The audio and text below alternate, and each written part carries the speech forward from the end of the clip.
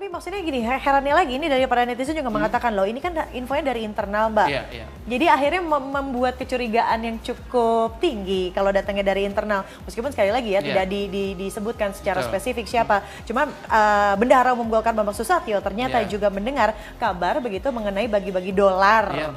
Jelang pemilihan calon ketua umum mulai dari, saya sebutkan dulu ya pemirsa, 5 juta hingga 2 miliar. Namun sekali lagi tidak bisa memastikan kebenarannya sehingga tidak mau asal bicara. Jadi katakanlah kalau dalam pertemanan ini rumornya memang ada begitu kan, tapi belum bisa dibuktikan apakah ini juga menjadi katakanlah senjata politik untuk menjatuhkan pihak tertentu dalam hal ini begitu?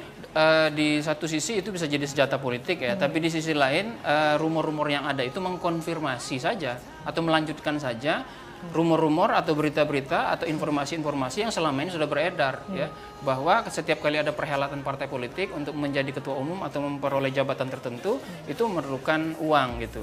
Jadi meskipun itu tidak bisa dibuktikan sampai saat ini ya, kecuali memang tertangkap tangan ya, tetapi kita bisa menduga dengan keras gitu bahwa memang ada politik uang itu. Ya, memang ada. Cuman memang dia seperti orang yang buang angin gitu, ya. Tiba-tiba baunya ada aja gitu, tapi kita susah mencari siapa pelakunya gitu.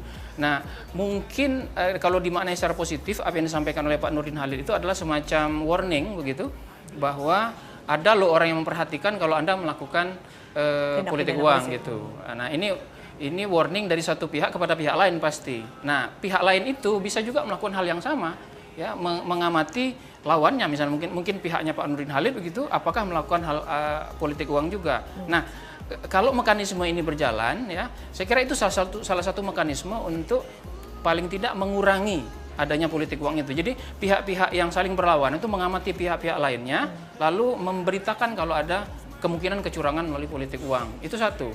Itu mungkin ini kalau dilembagakan dengan baik ya, itu bisa menjadi salah satu terobosan untuk mengurangi politik uang dalam Munas Golkar yang akan datang. Artinya bisa juga dilembagakan. Ada semacam lembaga menjelang Munas ini, di Munas itu nanti yang secara khusus melakukan pengawasan terhadap proses pelaksanaan Munas. Nah, tapi kan akan ada bilang, tapi kan semuanya melakukan politik uang, gimana tuh? Nah, bisa dilakukan dengan cara masing-masing pihak yang berbeda, ya, itu berada di satu komisi atau dewan untuk mengawasi itu, lalu mengawasi secara silang. Misalnya pihak saya mengawasi pihaknya Mbak Widya, Mbak Widya mengawasi pihak saya. Jadi bisa terjadi saling silang meskipun masih mungkin ada kolusi. Itu bisa menjadi salah satu terobosan. Tapi minimal ada formula dalam waktu dekat begitu untuk mengawasi. Jayadi Hanan, ini bagaimanakah? Sudah menuai respon dari para netizen juga, sudah menjadi beberapa trending di Twitter, di beberapa headline pemberitaan juga akhirnya menjadi menjadi star lagi gitu. Gara-gara mantan ketua PSSI ini, Pak Nurdin Halid bilang, ini ada money politik. Walaupun sampai sekarang belum bisa dikonfirmasi bahwa dari mana, betulkah, berapakah jumlahnya dan lain-lain, masih asumsi dan dugaan. Mas Jayadi Hanan melihatnya seperti apa? Ini wajar Golkar jadi berita lagi ya. Sayangnya beritanya negatif begitu ya. Dan seperti yang sudah diungkapkan oleh para netizen itu, memang isu uang atau fulus sudah seolah-olah menjadi isu yang jamak. Setiap kali partai melakukan event-event politik atau kegiatan-kegiatan politik, apalagi kegiatan yang sebesar musyawarah nasional yang sangat penting ya, karena dia menentukan masa depan partai dengan memilih ketua umum yang akan menakodai partai itu. Nah, memang saya kira para calon ketua umum partai Golkar sekaligus partai Golkarnya itu memang sekarang punya tantangan besar ya, yaitu bagaimana membuat Munas kali ini, entah itu namanya Munaslup atau apa ya, pokoknya ada musyawarah nasional ya. Itu membuatnya tidak hanya pertama itu menjadi benar-benar ajang rekonsiliasi atau islah atau penyelesaian konflik yang sudah 2 tahun melanda Golkar ya. Kemudian yang kedua, dia menjadi sarana bagi Golkar untuk memberitakan kembali dirinya secara positif kepada masyarakat. Rebranding istilahnya. Ya, mungkin boleh istilah rebranding atau revitalisasi dan sebagainya.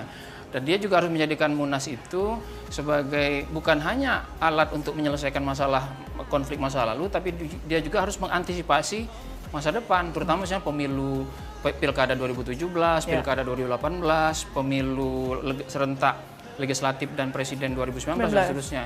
Jadi harusnya isu politik uang itu menjadi isu yang diupayakan untuk diminimalisir oleh Partai Golkar gitu. Nah, memang tantangannya adalah apalagi di Partai Golkar ya, seolah-olah publik sudah mengasosiasikan Golkar dengan politik. Uang itu sudah dengan politik uang itu seolah sudah menjadi semacam yang menjadi brandnya Golkar gitu. Nah, itu saatnya untuk mengubah brand itu. Tapi memang tantangannya adalah bagaimana mengubah hal yang tampak sudah menjadi budaya itu. Tapi juga kalau kita lihat ya tadi respon dari para netizen dan juga ini statement dari Agung Laksono bahwa kayaknya ini sudah perlu lembaga anti rasuah turun tangan. Tadi Anda menyebutkan mengenai operasi tangkap tangan begitu kan, lembaga yang memiliki hak untuk melakukan OTT, salah satunya dalam hal ini adalah KPK. Memang sudah se-urgent itu ya politik Jadi uang. memang ada dua hal yang bisa dilakukan. Satu dari sisi internal, yang satu tadi yang saya sebut ya, mencoba membangun sistem pengawasan khusus untuk Munas, itu satu. Ada hal lain, tapi sebelum hal lain itu soal KPK tadi. Dari sisi luar mungkin bisa dilakukan bagaimana mencari terobosan agar para penegak hukum yang kredibel misalnya KPK itu bisa ikut mengawasi ini. Meskipun nanti akan secara dari sisi hukum akan terjadi perdebatan. Apakah KPK itu bisa melakukan pengawasan atau pemeriksaan terhadap event-event seperti di Munas Golkar? Karena bisa saja misalnya kan uang yang dilibatkan bukan uang negara. Uang pribadi atau apa itu, tapi bisa dicari celah atau cara agar pihak penegak hukum bisa ikut mengawasi. Misalnya begini, bisa saja pihak ajang Munas itu dijadikan arena untuk melakukan money laundering kan? Nah, apalagi di dalam partai seperti Golkar itu ada banyak pejabat-pejabat publik yang terlibat kan? Betul. Ya pengurusnya atau orang yang ingin maju atau orang yang ingin menjadi ketua umum itu kan banyak yang pejabat publik. Anggota DPR kan pejabat publik. Betul. Jadi artinya kalau dilihat dari sisi itu ada alasan bagi penegak hukum seperti KPK untuk ikut masuk. Jadi saya setuju kalau dicari formula itu. Cuma jangan sampai ada kesan KPK cari-cari kerjaan gitu, padahal kerjaannya masih banyak gitu ya. Itu hal dari eksternal. Nah, soal internal tadi ada hal yang lebih penting sebenarnya bisa dilakukan oleh Golkar, yaitu membuat aturan-aturan Munaslup itu yang mengurangi kemungkinan orang melakukan politik uang. Misalnya sekarang banyak kan diberitakan itu ada perdebatan soal apakah seorang yang ingin mencalonkan diri menjadi calon ketua umum harus memperoleh surat dukungan resmi dari 30% pemegang hak suara misalnya. Nah, model-model pemberian dukungan itu bisa dimanfaatkan untuk melakukan politik uang gitu. Nah, barangkali dengan menyederhanakan prosesnya, memberi kesempatan kepada semua pihak yang ingin menjadi calon ketua umum Golkar diberi kesempatan misalnya di arena Munas, lalu nanti yang memperoleh jumlah suara tertentu, misalnya katakanlah 25%, 30%, lalu selanjutnya dijadikan calon tetap, lalu dari sana mereka diproses, itu kan bisa juga, ya. Atau misalnya dengan melakukan proses pemilihan yang sifatnya tertutup, misalnya. Jadi ada aturan-aturan internal yang bisa dibuat. Dibuat preventif sebelumnya, gitu ya, jangan sampai ada celah, begitu.